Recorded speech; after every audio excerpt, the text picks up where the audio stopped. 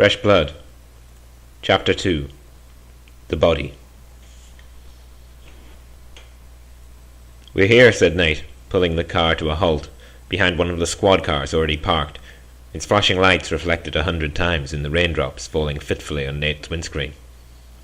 Joe grunted, half asleep, prompting Nate to give him a nudge. "We're here," I said. "Come on, get your ass in gear." Joe stirred, fixed Nate with one opened eye. "You talking about my ass again? Really?" he chuckled. "I'm going to have to tell on you if you keep this up." Joe shook his head wryly. "Come on," he said. "Let's go look." He popped the door open and turned up his collar against the morning drizzle. He felt out of joint still. The ride over here hadn't shaken loose his rough night, and the sound of Joe quietly snoring in the seat next to him didn't help much to keep his mind busy. Joe slammed the passenger door shut. As Nate started walking up towards the officer on duty at the rope line, Joe kept talking. "Seriously, man, all this ass talk, I'll have to tell the girls. Annie, Liz, they got it right now if you're going to keep checking me out." Nate turned, fixed Joe with a glance. Joseph Carlyle Robinson had been Nate's partner long enough to know that look, the look that says, "Simmer down, it's time to get on with things." The big man shrugged nonchalantly. "Okay," said Joe. "What are you standing around for? Let's get on with it." As he brushed past, he muttered, "But speaking of asses, who put the stick up yours?" Nate looked around. 2 squad cars were pulled up in the road, with the crime scene tape marking off the entrance to a small park. Less than a park, really. One of those small stretches of green left over as a space in between, with a ragged path run through it created only by the footsteps of those who pass on through. Another car was pulled up beyond the squad cars, the coroner already here. He nodded to the officer and ducked under the tape. Joe was already starting down the path, squelching his way across the muddy grass. "How long's it been raining?" asked Nate of the officer. "About 30 minutes, sir. Dry night before that." Shame, thought Nate as he set off after the burly figure of Joe. Would have made it easier to find a useful footprint or two. He took his time following Joe, looking around as he made his way towards the collection of figures Joe had just joined. Something was off, Nate thought. Something he couldn't put his finger on. "Thought you were in a hurry," said Joe as Nate reached the small group. There were 5 people there apart from Nate.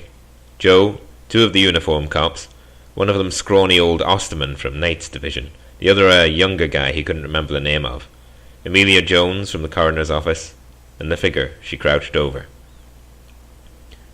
She would have been pretty when she was alive, Nate thought, but it was hard to see that now. She was blonde, probably would have stood about 165 centimetres, add a few more for the high heels she had been wearing, only one of which remained on her foot. Slim, with a figure-hugging black dress, now smeared partly with mud, part with blood. She lay on her back, looking blankly up at the sky, her eyes still open. It was her face that made Nate sigh. Watch the movies, and they don't tell you the same story about bodies. You never really see what people's faces look like. Sometimes in real life you find them with an expression that's contorted in pain, sometimes at peace, sometimes twisted in ways you would never expect to find. But few like this. Fear. Her expression was pure fear. Nate caught his breath, closed his eyes for a moment. "What brings you guys here, Nate?" said a woman's voice. He opened his eyes again, looked down at Amelia, nodding towards the centre of the bloodstain in the dead woman's chest. "One of ours, we think," he said. "Tell me more about that hole by all means, but if it's what I think, it's awfully similar to a case me and Joe are working on." Joe puffed out his chest. "Serial," he said, pushing his shoulders back and trying to look important. Nate shook his head. "Let's not get ahead of ourselves here. See what we find first." "What makes you say serial?" she asked Joe. "How many bodies so far?" "2, he replied. "Nothing to link the locations that we can tell yet, or the girls, but both of them had the same thing done to them." Amelia raised an eyebrow, the question unasked, but the eyebrow enough to encourage Joe not to hold back any longer. "Heart's removed." Joe almost bounced on his toes when he said it. That was one thing about Joe. He took a pleasure in being on what he called the big cases, to the point where sometimes he would try to join the dots too quickly on smaller cases. He was a smart man, had ways of figuring out people and the things that made them tick that Nate could only envy, but sometimes he'd have to rein Joe in to stop him from running away with his ambitions. And yet, it never started out that way. To start out with, Joe could be quite emotional, just like earlier when he rang Nate to tell him about the body to begin with. In those moments you could see Joe's face, hear his voice, and swear he was weighted down with the horrors that man sees fit to inflict upon man. But wait, just wait, until he's no longer thinking about the loss, and thinking instead about the case. And up he would bound, with a relish and zeal. Nate couldn't blame him for this almost boyish enthusiasm, even if Joe was many years past being that young boy bursting to be the big man on the stage. Still, sometimes he had to rap his knuckles to stop him getting carried away. This time, he didn't need to. "Heart's removed, asked Amelia. "Well, that hole that's been caused there is certainly big enough to have done something. But if you don't mind, I'll wait till I get her back for an autopsy before I say anything conclusive. You know what they say about serials, though. 2 can be a coincidence, or a grudge. It's the third that makes it a serial." She looked across at Nate. "Can't tell what caused the wound either till I get a proper look. What was the weapon in the other instances?" "Unknown," he frowned. "Doc French did the other. He couldn't identify a weapon, said the skin looked torn, ripped, but the removal was done with almost surgical precision. Couldn't find any trace of metal or anything, though nothing scraped against the bone to give an impression." Amelia stroked her chin as she turned to look again at the corpse where it laid, sheltered a touch from the rain by the tree it lay near. "Well, we'll see when we get her back. The wagon will be here soon."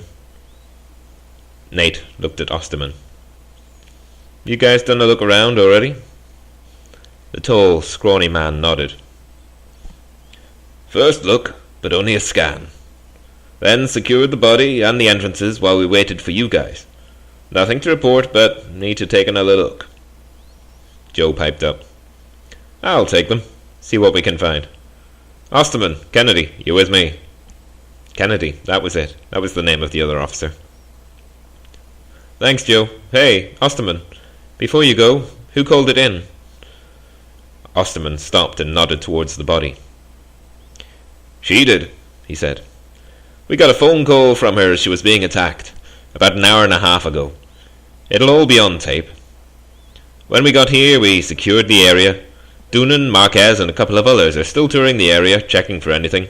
Rest of the show's still on its way." As the trio turned away, something in Nate's head started to buzz. Something felt wrong. Something that he couldn't quite figure. He heard Amelia's voice talking, but suddenly she seemed very distant, as if he was hearing her through a wall. Nate gasped for breath. He felt out of breath. He looked at the back of his hand and he could see bright beads of sweat mixing with the droplets of rain, standing out against the dark colour of his skin. He asked himself what was going on. Was it a panic attack? No, not panic. Something else. Something. Suddenly, he snapped to. Amelia's hand was on his shoulder, her small frame shaking him as her eyes looked up at him with concern. "Hey, Nate, are you okay?" she said. "You don't look so good." His tongue touched his suddenly dry lips, but he nodded. I'm okay.